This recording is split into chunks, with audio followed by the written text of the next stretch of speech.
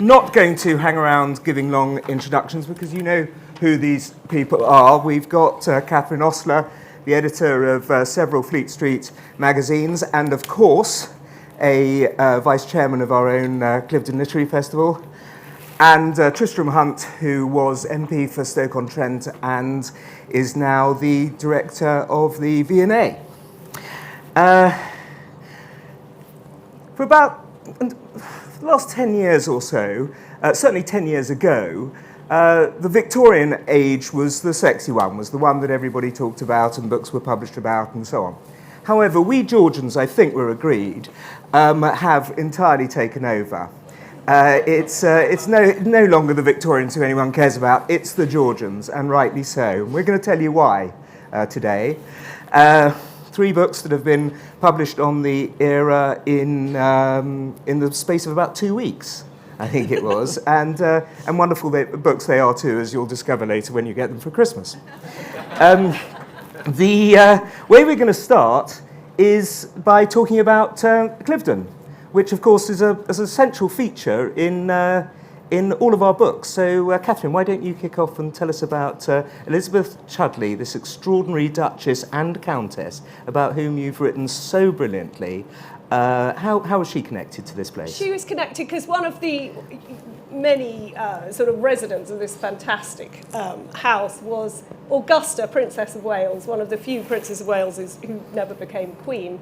And Elizabeth, to her great good fortune, became her maid of honour in 1744, and that was her sort of step up from sort of obscure country gentry into the sort of world that she adopted with great relish.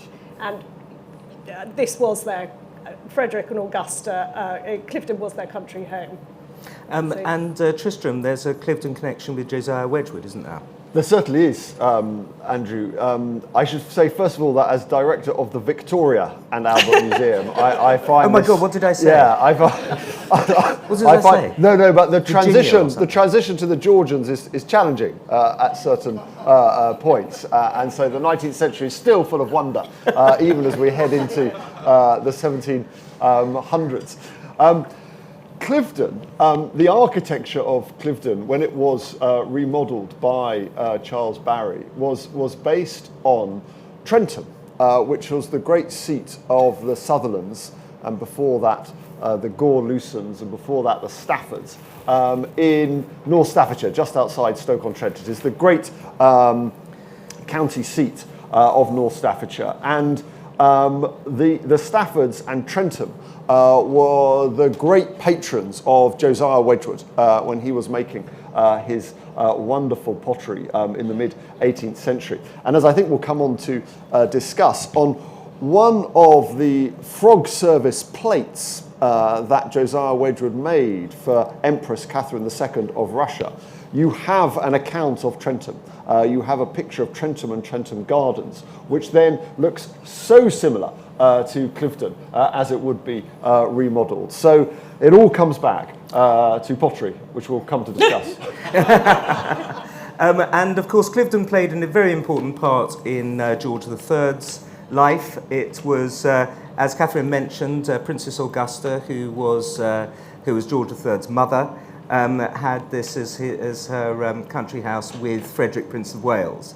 And it was here that they played cricket, it was actually a game of cricket, perhaps, that was to kill Frederick, Prince of Wales, for reasons that you'll discover in Chapter 1. But also they played a game called baseball here. So which is fascinating because George III played baseball and George Washington never did.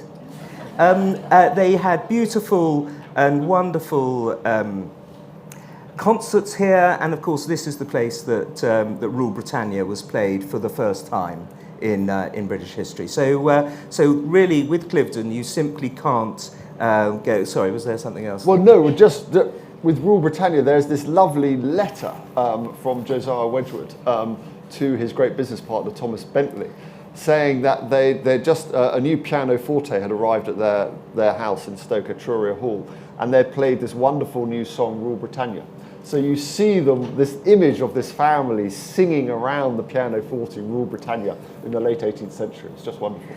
But now we're going to come forward 40 years or so, certainly 30 years, to the crucial year 1776. I don't need to tell you how crucial it was in the life of George III, but it also became very important in the life of Elizabeth Chudley, didn't it? Tell us about this extraordinary year for her. Well, it was the year that everything fell apart for Elizabeth. She was born in 1721, so by then she was 55, although she said she was 50. But she was tried for bigamy in April 1776, which, as you know, was the absolute height of the War of Independence. And rather extraordinary, the whole sort of war effort got put on hold. I know you will probably tell me off for saying this, but the lawyers at the trial were writing the letters for the Howe brothers, the instructions for them to take, their instructions for what they could offer George Washington, and they had to stop to work on her trial. And every British newspaper sort of transferred their headlines from the American War onto this one woman who was a widow and who was unfortunately, arguably accidentally, a bigamist. And 4,000 people came to watch this trial. And it was held in Westminster Hall, wasn't it? It was held in Westminster Hall, and the Secretary of War, Lord Barrington, was a witness. One of the Howe brothers' sisters was a witness. I mean, and every single peer of the land, political or not, was on the jury. So it really did, and all the newspapers were there, it really did absorb the attention of London. Are you going to tell the audience what the result of the trial was, or do you think they should catch that in chapter 5? Oh, I think they'd better catch that towards the end. I'm sure I'll reveal it at some point. No, it was a strange thing because she was convicted through the evidence of a servant, really, but then there was another twist because she wasn't really punished. She was just told she couldn't lose her title, at which point she decided to go and befriend Catherine the Great. So. Tristram, 1776, in the life of Josiah Wedgwood. Well, Wedgwood is a strong supporter of the American Revolution. Are we allowed to call it that? We are. Okay. We must. And the book is called The Radical Potter because part of the account I bring forward in the book is the political philosophy of Josiah Wedgwood. He was the grandson of a nonconformist minister. He had that strong inheritance of radical Protestantism. He was a member of something called the Lunar Society, which was this incredible constellation of mid-18th century intellectuals and radicals who met in the living room of Matthew Boulton, the manufacturer in Birmingham, to discuss the great discoveries and ideas of the day. And all of this led to a very radical political philosophy. He was a strong supporter of Lord Bute and George III's great bête noire, John Wilkes. He was a supporter of extending the vote. He was a supporter of parliamentary reform, and he supported the American rebels. Whereas Staffordshire itself was very, very strongly committed to the government's position and the government's fight. And what Wedgwood does is he creates a secret intaglio. He creates a secret stamp of a rattlesnake with the legend, "Don't tread on me." So that symbol of resistance of the Continental Army and the Continental Congress, Wedgwood is providing, and he sends it over to America, and he writes to his business partner, Thomas Bentley, saying, "I think we'll keep this one secret for the moment," and it only comes out 2 decades later. But he thought those campaigning for independence, his view, and again it comes back to the Prince of Wales and Cliveden and elsewhere,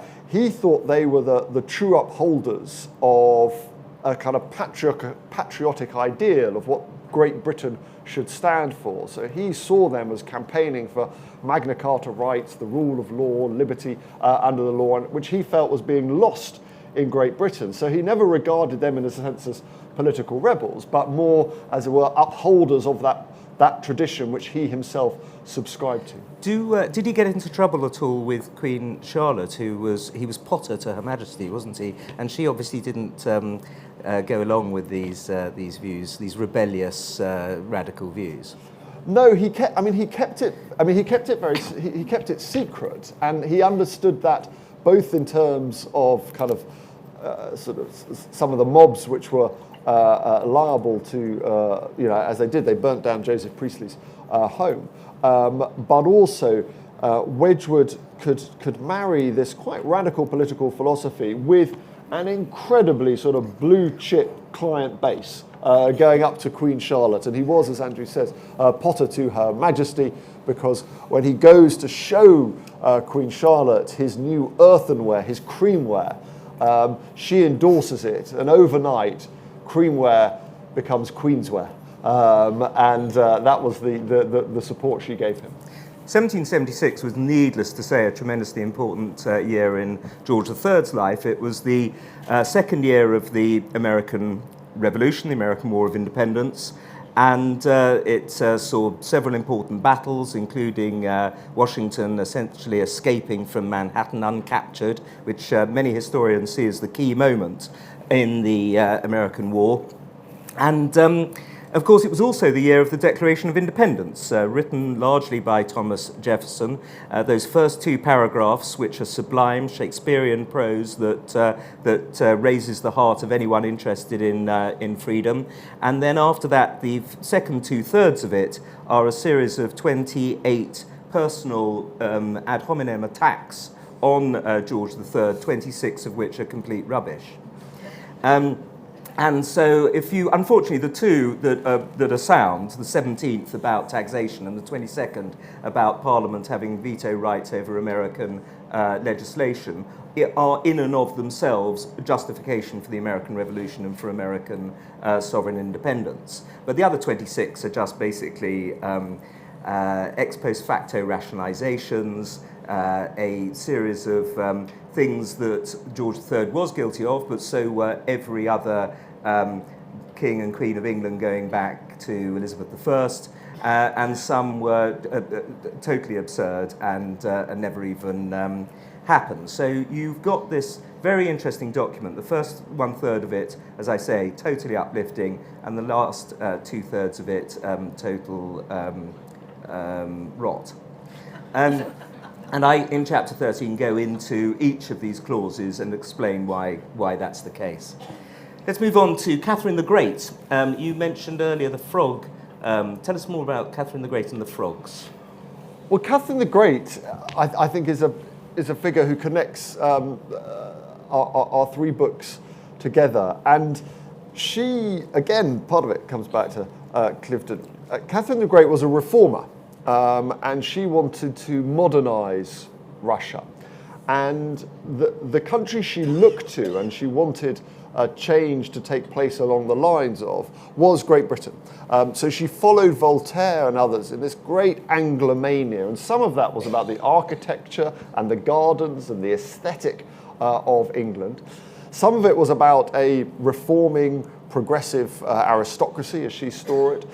Some of it was about belief in liberty under the law, scientific inquiry, commerce, free trade, all of these components of Georgian England she wanted to transpose to Russia. And what's so fascinating from the perspective of Josiah Wedgwood was that she thought she could kind of sell an idea of England to her people, to her kind of court, through a dinner service. So she commissions famously what is called the frog service, a 944 dinner service, because there's a picture of a frog, because she had frogs in the marshland around one of her palaces on the top of each of the pieces. And this is a remarkable sort of piece of material culture. Those of us who work in museums love this, because it is an account of political philosophy in ceramic form. Because what Wedgwood does is depict the great landscape and the great houses and the great cities and even sites of the Industrial Revolution like Coalbrookdale through a dinner service. And what it is a testimony to an idea of Great Britain, an idea of England, which was progressive and free and modernising, but also within it are these, you know, incredible Chouinazuri sort of gardens from Kew, the island of Staffa, so some of the kind of romantic wonder of Great Britain. And one is hard pressed to think of another work in ceramics or material culture which explores a kind of patriotic, civic republican ideal of what a nation should be through a dinner service. And so we're all very grateful to Catherine for that. And Catherine, the other Catherine the Great, I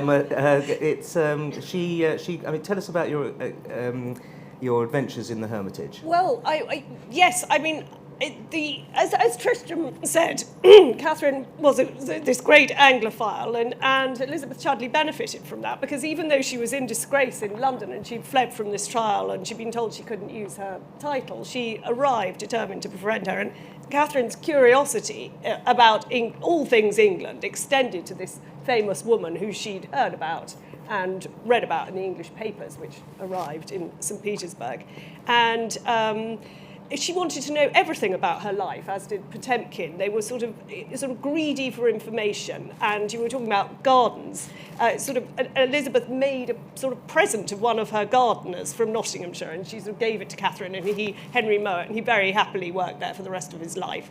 And she became the agent for a jeweller called sort of James Cox in Fleet Street, who made these wonderful concoctions. He made jewellery, but he also made the peacock clock in the Hermitage, and she was forever writing to him. He became her confidant as well, and she was saying, "Can you make jewels that are slightly smaller? Only Catherine can afford the big ones, and you know, surely you want to spread your custom a bit." But when I went to the Hermitage, and as you say, these sort of her use for these objects was really sort of bribery. She wanted to become friends. She'd been turned down by other courts in Europe because the British ambassador would work out what he was doing, and he would manage to write to, the Holy Roman Emperor or whoever it was, and say, "For God's sake, whatever you do, don't see this woman." So she took 2 paintings from Thoresby, her late husband's seat, put them in a boat, and gave them to Vice Admiral Chernyshev, completely bypassing the British embassy, and went into Catherine that way. But lots of the stuff she took to St. Petersburg is now in the Hermitage, perfectly preserved, hanging there. I think, where is the frog service? It is in room 301, which is which is that, because the thing. Yes, I've seen it. Yes, laid out on a table. Laid out, yeah, and it's wonderful. And it's wonderful. And the thing about the Hermitage is you go, Raphael's, Leonardo's, get through all that, and then you get to the sort of English room, which is Joseph Wright of Derby and the Reynolds and the Hermitage, and it's fantastic. And there is also this incredible, anyone who knows me and knows about the book gets cross when I say this because I'm so obsessed with it, but it's a 4-foot-high musical chandelier which hung in Elizabeth's ballroom and later in Potemkin's ballroom, which hangs there, and it was a musical chandelier. So when you lit the candles, it sort of turned round, and it is an object of such wonder. And these things survive this age of consumerism, but they're so sort of beautiful that we're going to get onto the age of consumerism a bit later on. Sorry. George III, on the other hand, didn't have such a positive aspect with Catherine the Great, because he wanted to hire 50,000 mercenaries, Russian mercenaries, to try and put down the American Revolution. And this was at a time when the whole British army was only 48,000 strong. And she said no. And he took that perfectly reasonably, but he was extremely annoyed that she had said no in a secretarial hand rather than in her own handwriting. Fair enough. Yes, absolutely. That was the thing that really irritated him. Moving on to our divided society, if we think our society is divided today, what about the Georgian era? Put us in tell us a few things about the radicalisation of society and the way it was going in the 18th century to make us all feel better about today. Tristram. I mean, again, I think this is one of the interesting historical changes that we are, I think, and you can see it in both Andrew and Catherine's book, this account where previously kind of E.P. Thompson ruled the 18th century, and it was an account of sort of Whigs and hunters, and as account of some of the barbarity under the pretext of the rule of law as he saw it. I think we also now see one of the major components of the 18th century was this rising middling sort, this growth of real income, this growth, which we'll come on to then into consumer, just the impact of the global economy on living standards and consumption. You still had, obviously, massive agricultural workforce and the dominance of that. What you're going to have, though, in the latter half of the 18th century is this remarkable moment of rising real incomes, but also not falling life expectancy. You're going to have population growth with income, and that's a huge shift. In terms of what I write about and what I know more about, in terms of the pottery industry, you've got the beginnings, and you see this with Wedgwood, who is a very kind of benevolent employer, that he builds his factory, Etruria, named after the kind of pre-classical civilization, on the same model that we will later see at Bourneville or Port Sunlight or Titus Salt's works up at Saltaire. This very kind of paternalistic idea of looking after the workers, so decent housing, decent health and safety, proper systems, but also a kind of total belief in capital versus labour. So whenever there is a kind of attempt at more work, at higher wages, stopping work, all of that, Wedgwood is absolutely ruthless, and he's locking them out and closing it down and all the rest of it. And you can begin to see some of those tensions in terms of labour and capital, which would come through into the 19th century.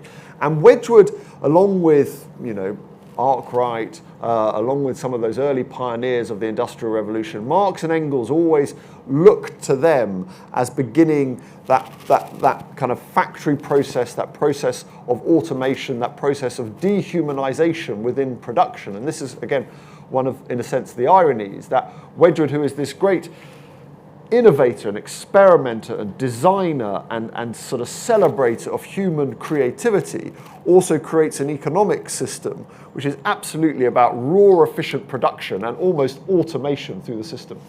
Catherine, the divided society, and Elizabeth. Well, I kind of think our books cover Georgian society in a very efficient way, because you are talking about the divided politics, and you're covering this sort of extraordinary, long, difficult reign. And then we've got the situation of women, which is a sort of whole nother sort of story, really, even though Elizabeth Chudley came from a background of sort of relative privilege and grew up at the Royal Hospital. Her family were quite well connected. Her experience of divided society, in a sense, was that she was launched into a marriage market, and if she failed in it, there was no recourse. She didn't even have, as we know from Jane Austen, the sort of friendly relations and the cousins to go and stay with. So aside from the political divide, which she also got caught up in because she was at court, and the debates over America, which it lined up, as we saw with Brexit, very neatly on her trial. So everybody who was on the side of the Americans thought she should walk free, and everybody who wanted to hang on thought she should be condemned forever. So it was a sort of unsurprisingly sort of neat as it sometimes is now. But she was really without options until marriage, and then she made a terrible mistake, really, in her first marriage. And then she got caught in this sort of tortuous legal position of women, which is she couldn't only a man could bring divorce. He had to be rich so that he had to get a special act of parliament. his reputation might survive, hers couldn't. So that was her sort of downfall, really, was sort of being female before the marriage law changed in 1753. Yeah. So- George III inherited a divided society when he became king in 1760. As you say, it was the longest reign of any king of England, 60 years.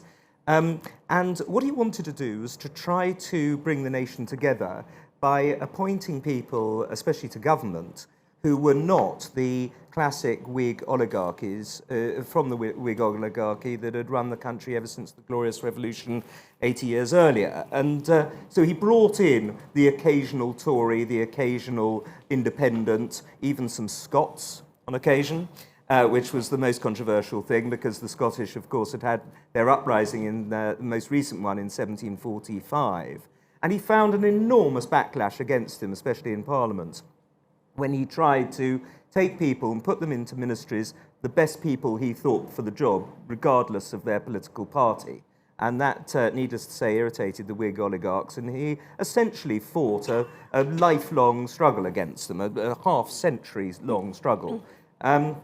He was, as Tristram mentioned, British society was still very agricultural for most of his reign, and so he consciously was interested in agriculture, where 80% or so of Britons took their livelihoods at that stage.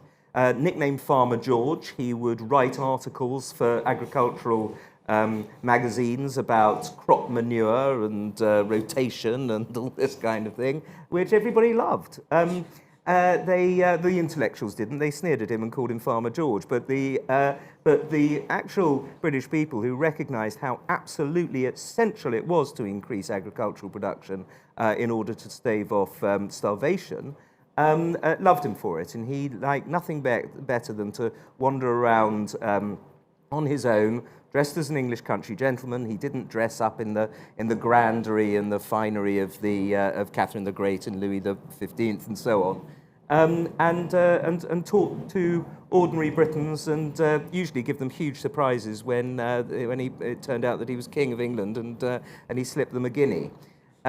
So he was very popular in that sense and always wanted to try to bring the nation together, but it was an uphill struggle.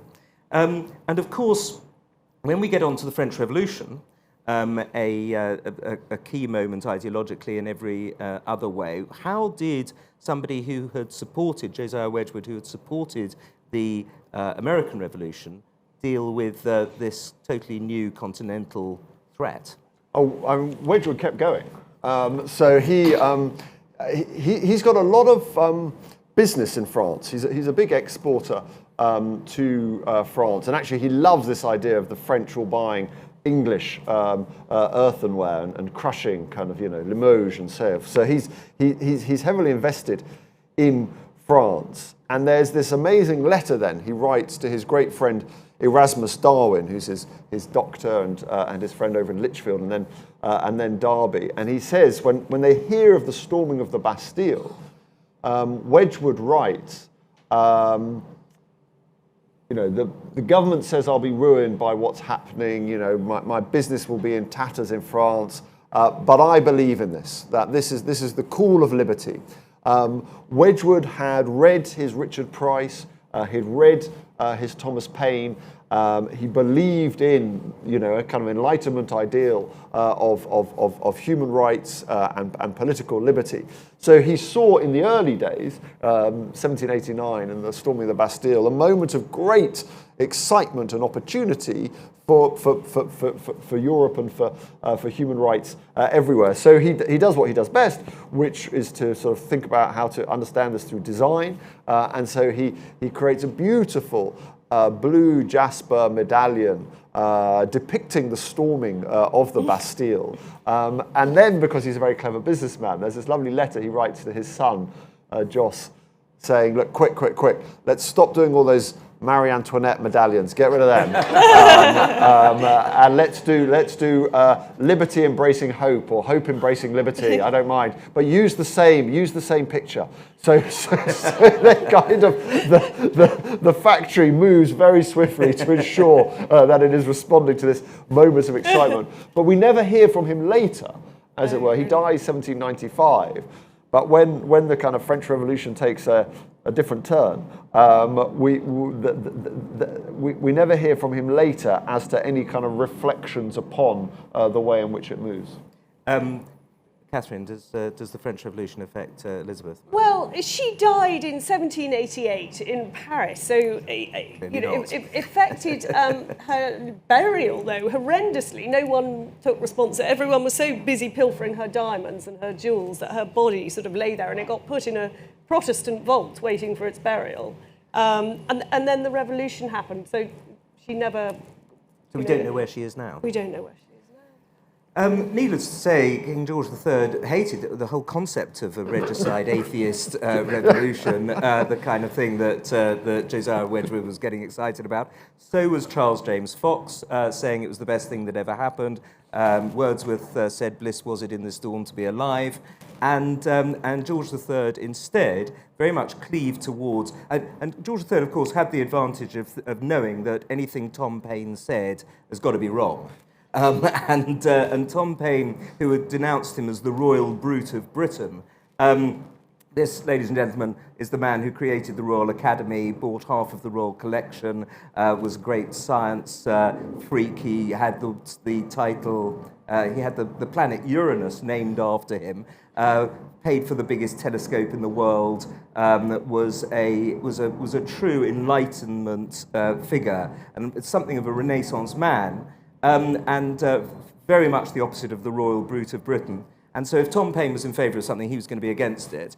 And he instead had the person who had been criticising him relentlessly for the last 30 years in Edmund Burke finally come round at the time of the Reflections on the Revolution in France, which was an answer to Richard Price, who you mentioned, and was totally against the revolution from the day one, and fortunately, when the king was decapitated, when Louis XVI was guillotined, he put the whole court into mourning and recognised that this was something that had to be fought.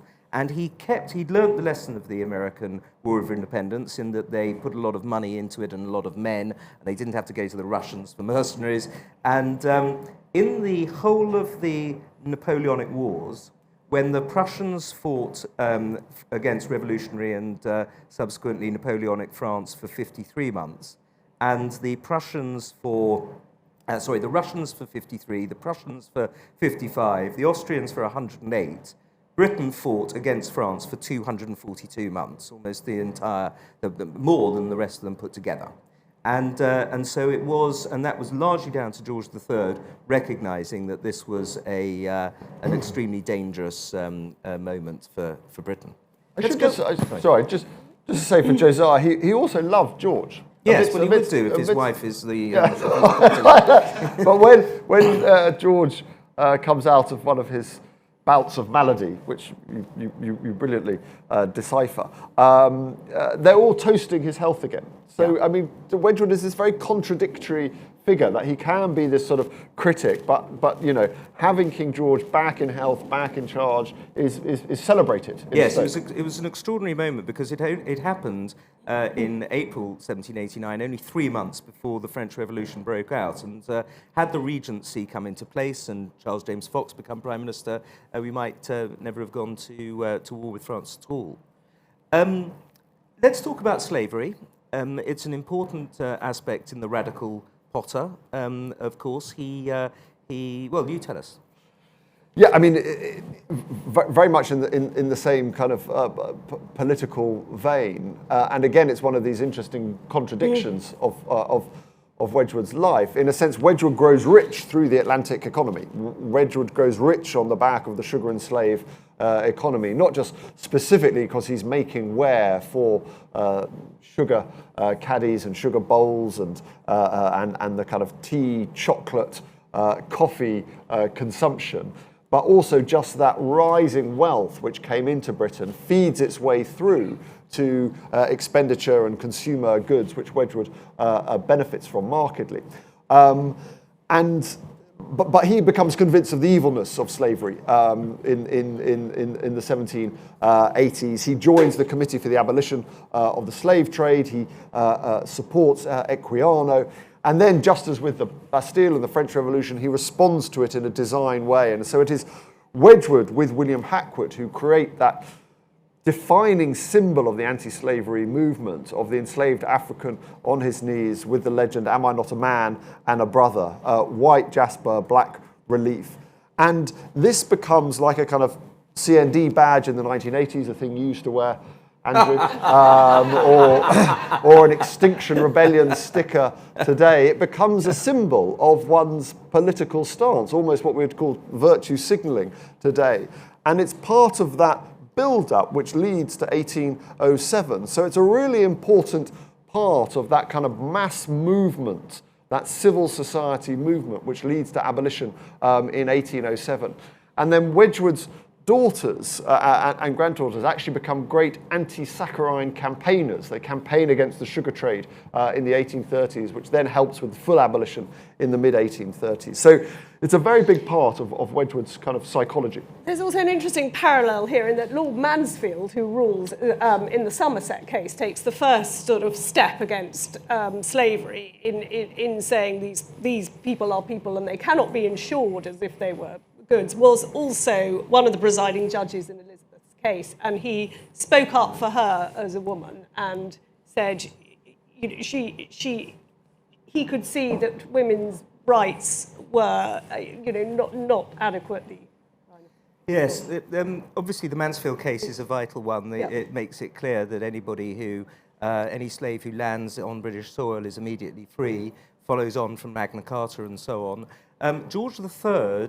Actually, to go back a bit, the Queen in 2015 put 100,000 pages of George III's private archive online, which from the Royal Archives, and in that, amongst that enormous avalanche of documents, which has proved absolutely invaluable, needless to say, for historians, there is a critique of the slave trade and of slavery written by King George, but when he was Prince of Wales in the 1750s.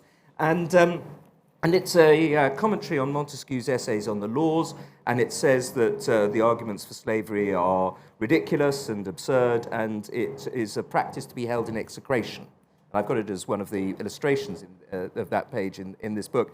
And yet he doesn't do anything about it as king. This is partly because he's a constitutional monarch and there isn't a majority for the abolition of the slave trade until 1807, when he, of course, signs the legislation to abolish it, and then doesn't do anything any further to abolish actual slavery itself. So that has to be a major moral blot on his career, but it's partly because of his constitutionalism, and it's also partly because of the sheer realpolitik of the days when about a third of British revenue came from the West Indies. And they couldn't work out an economic model whereby that they could continue to take in those kind of revenues without the institution of slavery, which he also knew to be evil. So it's a very interesting political, psychological, and emotional thing going on there. Let's talk about the process of writing these books. I think it's fair to say all three of them are revisionist in some way, in a useful way. They are able to say things that other historians haven't in the past.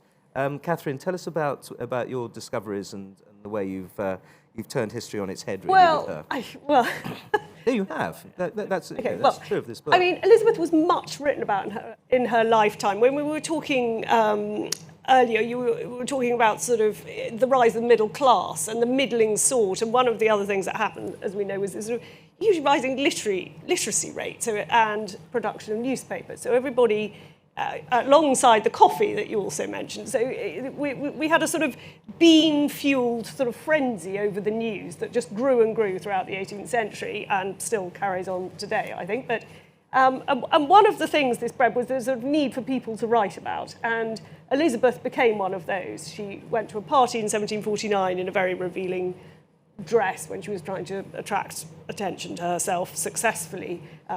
George II then gave her mother a job as the Windsor Castle because he was so enchanted by her. And from then on, everything she did was sort of was written about until she became a sort of celebrity. So when she came to the trial, there were reams and reams of accounts of her life and the trial itself. And when she died, even her will, actually just the will, which was actually quite hilarious because it was sort of social climbing in a will. She kept trying to leave things to people she'd never met, just to sort of make herself seem more important. So, sort of monarchs. And she said, there was one thing, she said she was leaving a Raphael snuff box to the Pope, and someone actually went to see the Pope and say, she's left you a snuff box, and somebody had to say, Raphael didn't paint snuff boxes. We don't know what this is. It's a bit of a tat. He doesn't want it, and there was this whole thing about whether they should give it to him or not. Yes, exactly. But she was endlessly written about, and then she popped up again in the works of sort of Thackeray, used her as inspiration for Becky Sharp, but it was all startlingly unsympathetic. She was a sort of great, sort of fun, sort of monster, really, kind of, avaricious, a bigamist, a great consumer. She was very eccentric. She used to sort of eat all the way through sort of theatre productions and the opera, and people would tell her to shut up, and she kept spending money she didn't have. But I kept thinking behind this, there is a person, and I wanted to sort of try and walk through, see it from another angle, so it's revisionist in the sense that, there were terrible secrets. She lost a baby, and because she couldn't admit that she was married, she couldn't tell anyone she'd lost the baby. So she clearly suffered an enormous amount, and this explained her behaviour. Briefly, because we're going to be going on to questions any minute, Tristram, the process of writing your book, how did you find it? Yeah, I began this book back in 2015 when I was, as Andrew said, Member of Parliament for Stoke-on-Trent Central. Jeremy Corbyn had become leader of the Labour Party, and I could see I might have more time on my hands in the coming years. And so being on the backbenches of the opposition, but I also wanted to celebrate Wedgwood because one of my roles within Stoke-on-Trent was to help save the Wedgwood Museum, which had been under threat of being sold off. The entire Christie's had printed the catalogue. The entire collection was at risk of being dispersed because the company had gone into administration. And so during that campaign, I got to know about Wedgwood and fell in love with him and this great, wonderful, interesting character. And I suppose in terms of what is different about this account of Wedgwood, hopefully to previous, is one always kind of reflects on the times.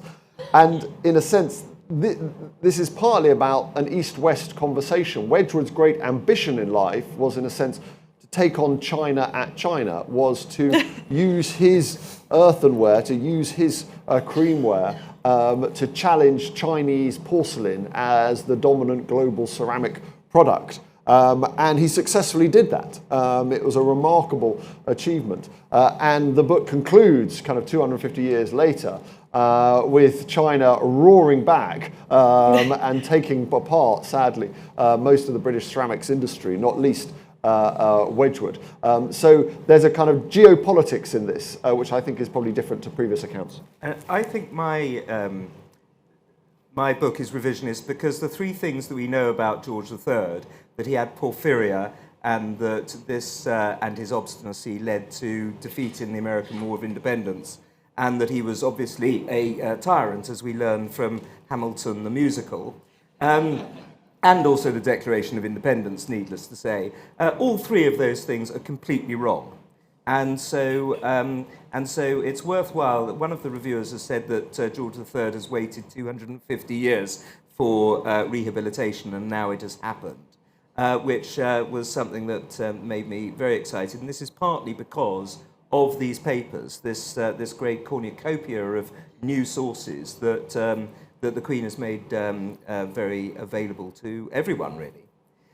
Just to conclude, before we go on to questions, legacies. Where are they now, as it were?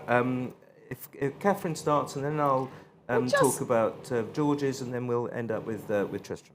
Well, I mentioned the sort of literary legacy of Elizabeth's story, which cropped up in Thackeray and indeed Dickens and various other works. But also she had a hand in the changing of the marriage laws in 1753, a change which still exists. So her first marriage was late at night, it was 11 o'clock, there were a few people in a tiny country chapel, and then everybody sort of denied it had happened afterwards. So her great supporter, the man who'd introduced her to the Prince of Wales and made her maid of honour, William Pulteney, brought in a Marriage Act in 1753, the longest debated act in the whole of the 18th century in Parliament. And it was, what should marriage consist of? And the conclusion was, banns should be read, the doors should be left open, there should be at least 2 witnesses, it should take place in canonical hours. And this still stands in a church here and in America. So her plight really did change marriage to this day. Which is I think, yes, actually, one of George III's legacies was the Royal Marriages Act of 1772, where you have to have the Queen's permission or the sovereign's permission to get married, and that's if you're in the royal family, and that still exists. I think his major modern day legacies are in the kind of monarchy that we have today. Lots of people ascribe the modern monarchy to the Victorians, but I'm not going to say anything rude about Victoria or Albert. I'm sorry about that earlier. I didn't really think that through, did I, Tristram? But if you look at the modern monarchy today, various small things that he was responsible for, the buying of Buckingham House, now Buckingham Palace, not that that's a small thing, the gold state coach, which is used on great state occasions like coronations, the trooping of the colour annually, the move of the burial grounds for the royal family to Windsor, the whole walkabout thing. He used to do that on the North Terrace at Windsor. The Royal Enclosure at Ascot, did I mention that? He's responsible for those kind of things, but also for this sense of a almost bourgeois monarchy, a monarchy where the sovereign is expected to be frugal and prudent with finances, is expected to work extremely hard and to have a sense of duty. And I think when we look at Her Majesty the Queen today, there's an awful lot of George III there in her attitude to her job. Andrew, can I say something at that point? And a lot of that came from his father, didn't it? Which never was king. Those instructions to his son, many of them written on Cliveden writing paper. Yes, that's right. You see those very moving letters, and it says Cliveden. Yes, that's right. And it's a series of do's and don'ts for monarchy, which made a lot of sense in 1748 and still does today. Tristram. Wedgwood, pioneering figure in the history of the Industrial Revolution in Britain, which has this huge impact on this island and its place in the world. But then actually my book ends with almost a betrayal of the legacy of Wedgwood by the modern managers of the company who drive it into insolvency in 2009. It's only really just beginning to find its feet again, and that's because what they did was to disavow all the precepts of success, which Wedgwood believed in: the importance of design, the importance of manufacturing efficiency, the importance of good marketing, the importance of innovation. All of those components which Wedgwood pioneered, they betrayed. And the worst thing they did, from my perspective, not least as a previous member of Parliament, they thought the way to success was, as it were, cheap mass production, and so they close all the factories in Stoke-on-Trent and export all the jobs to Jakarta in Indonesia. The quality falls away, the brand quality collapses, and it doesn't save them. And so if only they had listened to the founding figure of the business more perceptively.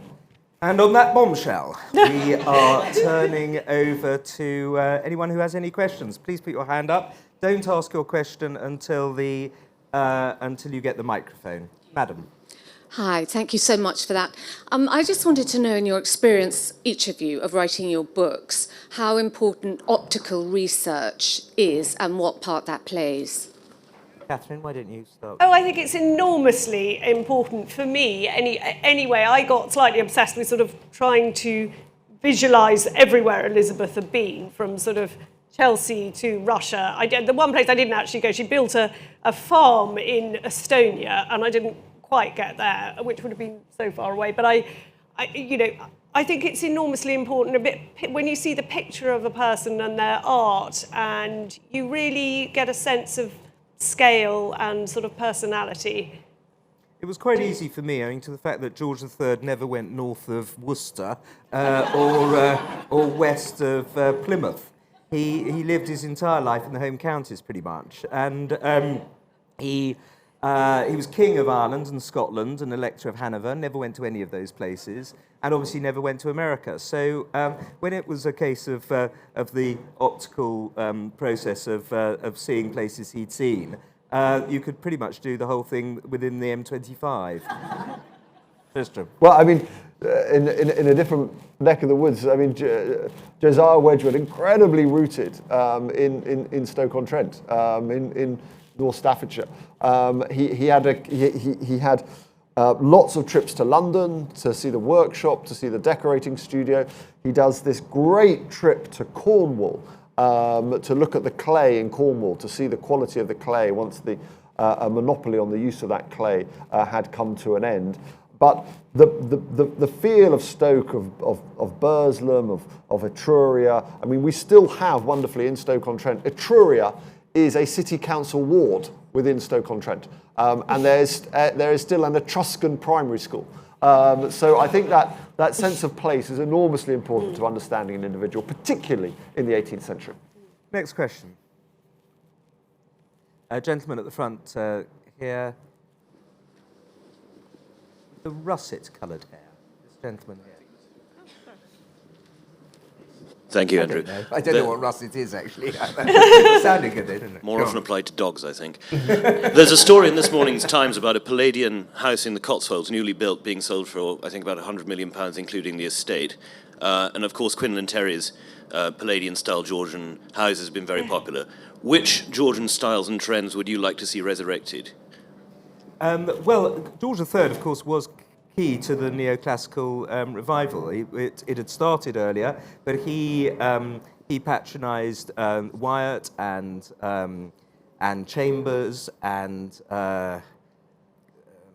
Robert Adam and you name it. Actually, he was right the way across the board. He was a huge supporter of things like, and indeed helped pay for things like Somerset House, the rebuilding of Somerset House. So so architecture is tremendously important, and I think Georgian architects are the most beautiful and best architecture that we've got in this country. So it's one of the aspects that I like about George III. Catherine.